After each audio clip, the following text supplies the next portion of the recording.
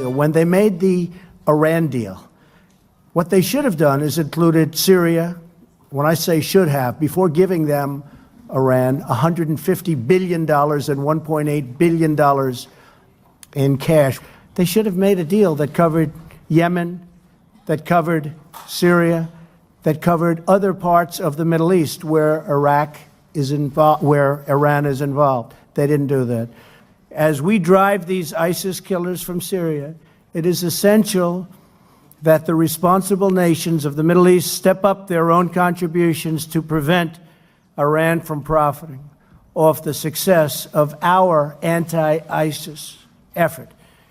Emmanuel and myself have discussed the fact that we don't want to give Iran open season to the Mediterranean, especially since we really control it to a large extent. We really have controlled it, and we've set control on it.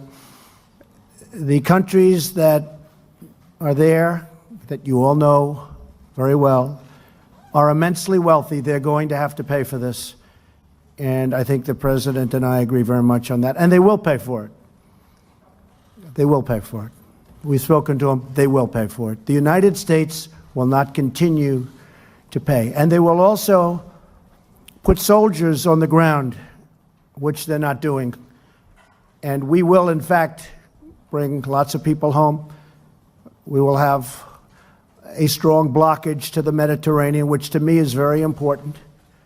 Because if we don't, you have Iran going right to the Mediterranean. Not going to have that. France and the United States also agree that Iran cannot be allowed to develop a nuclear weapon. And that regime must end its support of terrorism all over, no matter where you go in the Middle East. You see the fingerprints of Iran behind problems. This is a deal with decayed foundations. It's a bad deal. It's a bad structure. It's falling down. Should have never, ever been made.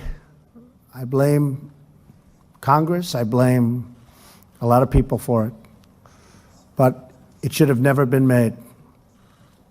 And we're going to see what happens on the 12th.